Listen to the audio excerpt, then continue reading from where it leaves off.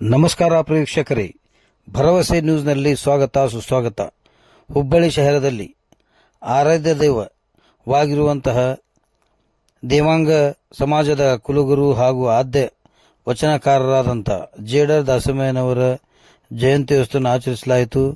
ಈ ಸಂದರ್ಭದಲ್ಲಿ Ravi Harti, Manjunath ಚಿಂದಗೋಲ್, ಪುಂಡಲೀಕಪ್ಪ Kerur, Taramati ವಾಶಪ್ನವರ್, TS. Soratur, Siddu Dambal, Siddanna Kamkar, Srikanth Kalyan, Kallanagowda Patil, Venkanna S. ಕರಡಿ, ವೀರಣ್ಣ ನಿಂಬರ್ಗಿ, ರಮೇಶ್ ಕೂಡಲ್ಗಿ, ವಿನೋದ್ ಜವಳಿ, ರಾಮಚಂದ್ರ ಕುಂಗೋಲಿ, ಮಾರುತಿ, ಈಶ್ವರ್ ಹಾನಗಲ್, ಸುಭಾಷ್